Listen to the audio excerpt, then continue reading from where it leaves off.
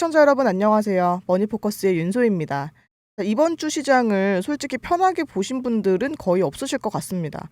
하루는 반등이 좀 나오는 것 같다가도 다시 다음 날은 밀리게 되고, 또 특히 실적 발표 시즌에 들어가면서 2차 전지 쪽은 체감 변동성이 꽤 컸죠.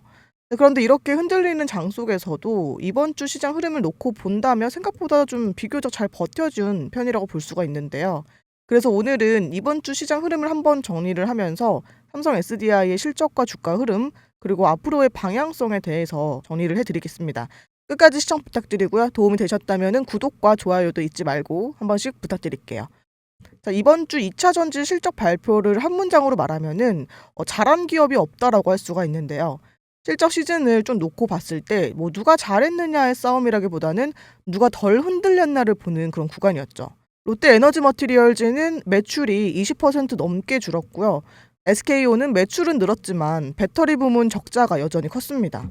LG 에너지 솔루션이나 포스코 퓨처엠처럼 부분적으로 개선된 회사들도 있지만 이것도 회복이라기보다는 하락 속도가 둔화됐다라는 표현이 더 정확할 것 같은데요. 이번 주 시장은 그래서 업황이 좋다기보다는 이렇게 바닥을 좀 다지는 과정에 가깝다고 볼 수 있습니다. 이 흐름 속에서 가장 큰 숫자를 보여준 게 바로 삼성 SDI였죠. 이번 실적에서 삼성 SDI는 영업이익이 흑자 3,600억 원에서 적자 1조 7천억 원으로 전환이 됐습니다. 숫자만 놓고 보면은 솔직히 부담스러운데요. 그런데 이걸 단순히 회사가 갑자기 망가졌다라고 보기는 어려운 게 이유가 바로 명확하게 있었죠. 전기차 수요가 둔화가 됐고, 또 공장 가동에 따른 고정비가 부담이 되고, 또 그리고 배터리 업황 캐즘 구간, 이 세 가지가 한꺼번에 겹친 그런 결과입니다. 특히 삼성 SDI는 고부가가치 배터리 비중이 높은 구조다 보니까요. 이렇게 수요가 꺾일 때는 실적이 더 크게 흔들릴 수밖에 없었습니다. 그런데 이번 실적 발표에서 더 중요한 거는 숫자보다 메시지였죠. 컨퍼런스 콜에서 삼성 SDI는 전고체 배터리의 계획이 전혀 흔들리지 않았다라는 점을 상당히 분명하게 언급을 했습니다. 내년 양상을 목표를 그대로 하고요. BMW와는 이미 전고체 배터리를 적용한 테스트 차량으로 협업이 진행 중이라는 점도 재확인을 했는데요. 여기에 더해서 배터리 적용처를 전기차에만 두지 않고요. 로봇이나 UAM처럼 공간은 좁고 또 안정성이 중요한 분야로 확대하고 있다라는 점도 강조를 했죠. 이건 단기 실적보다는 중장기 방향성을 보여주는 신호에 가깝습니다. 그래서 이번 주 삼성 SDI 주가 흐름을 놓고 보면은 실적이 나빠서 끝났다기보다는 이미 많이 오른 상태에서 실적이라는 변수를 한번 맞았고, 또 그 과정에서 조정이 좀 나온 걸로 좀 보이고요. 실제로 삼성 SDI의 주가는 지난 1년 동안 약 80% 가까이 상승을 했죠. 기대가 쌓여 있었던 만큼 실적 앞에서 이렇게 한번 숨고르기가 나올 수밖에 없던 그런 위치였다는 거죠. 하지만 이번 2분기와 3분기부터는 EV가 아니라 ESS를 중심으로 해서요. 분기별 실적이 점진적으로 개선되는 흐름을 예상하고 있고, 또 그리고 하반기에는 흑자 전환 가능성을 회사 쪽에서 직접 언급한 만큼 앞으로가 더 기대되는 구간입니다. 하지만 앞으로 미국 증시 흐름에 따라서 단기적으로는 추가 하락이 한 번 더 나올 수 있는 구간이기 때문에요.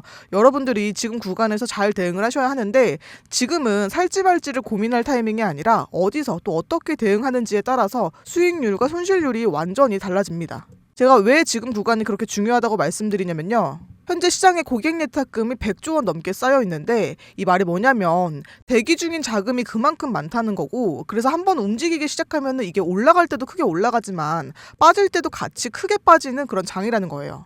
특히 요즘처럼 섹터가 통째로 움직이는 시장에서는 조정이 와도 작게 끝나지가 않습니다. 물론 주가가 계속해서 올라가기만 하면 좋겠죠. 그런데 현실적으로는 조정이 오면 크게 오고요. 또 그때 멘탈 관리가 제일 힘들어집니다.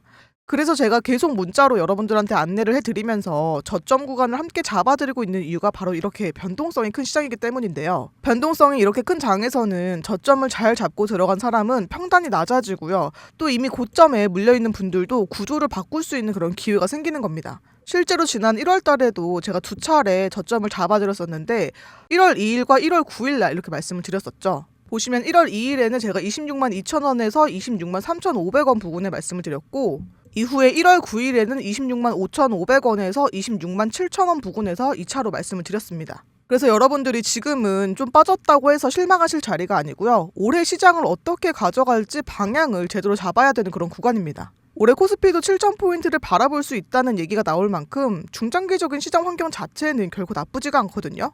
다만 그 과정에서 절대 직선으로 올라가지는 않겠죠. 자, 그래서 중요한 변곡점이 나올 때마다 제가 영상보다 먼저 문자로 안내를 해드릴 테니까요. 여러분들도 잘 따라서 대응을 하시기를 바라겠습니다. 아직 신청하지 않으신 분들은 고정 댓글에 있는 링크 통해서 신청을 해주시면 되는데요. 제가 지금 현재 저희 구독자분들께 무료로 진행을 하고 있는 것만큼 여러분들 구독은 꼭 한번 눌러주시고 신청 부탁드릴게요. 그리고 지금 삼성 SDI만 관리하는 게 아니라 여러분들과 단기 매매도 같이 진행을 하고 있는데요. 지금은 여러분들이 수익률이 1~2% 난다고 해서 잘 나온 게 아닙니다. 그만큼 유동성이 끌어올려주는 장이기 때문에요. 한 종목만 들고 갈 게 아니라 이렇게 다른 종목들도 같이 보셔야 하는데, 제가 먼저 지난번에 에코프로를 20일 날에 추천을 드렸었죠. 20일 날이 바로 이날인데요. 보시면 1월 20일에 제가 에코프로를 95,000원 부근에서 매수하라고 말씀을 드렸었죠. 그리고 28일 날 166,500원 부근에서 매도를 하면서 약 75%의 수익을 챙겼습니다. 28일이 바로 이때인데요. 제가 매도 사인 드리면서 같이 말씀을 드렸었지만 아직 기대 수익률이 더 높은 종목들이 많이 남아있다라고 말씀드렸듯이 그 이후에 올라간 부분에 대해서는 여러분들이 아쉬워하지 않으셨으면 좋겠습니다. 그리고 이번 주에는 추천주로 루미를 말씀드렸었죠. 이게 시초가에 진입하시라고 안내를 해드렸었는데요. 2월 2일 이날에 15,000원대에 진입을 하라고 말씀을 드렸습니다. 이것도 30% 넘게 수익을 챙겼죠. 제가 매일매일 종목을 추천해드리고 있는 건 아니고 일주일에 한두 종목 진행을 하고 있으니까요. 여러분들도 같이 잘 따라서 수익을 챙기셨으면 좋겠고요. 다음 주 추천 종목도 제가 다음 주 초에 말씀을 좀 드릴 거니까요. 아직 신청 안 하신 분들은 이번 주까지 신청해 주시면 되겠습니다. 신청 방법은 제가 고정 댓글에 이렇게 링크를 걸어놨는데요. 문자로 신청하시는 분들은 밑에 있는 모바일 전용 링크를 클릭하셔서 바로 전송만 누르면 되도록 제가 세팅을 다 해놨고요. PC로 이용하시는 분들은 위에 있는 네이버 폼 링크를 클릭하셔서 간단하게 구독자 인증 여부 체크를 하신 뒤에 연락처는 오타가 없는지 확인을 한번 하시고 제출하기 누르면 완료가 됩니다. 자, 다시 한번 말씀드리지만 저희 채널 구독자분들께 무료로 진행을 하고 있으니까요. 여러분들 구독은 꼭 먼저 해주시고 신청 부탁드릴게요. 그럼 저는 다음 영상에서 다시 인사드리도록 하겠습니다. 자, 오늘도 수고하셨습니다.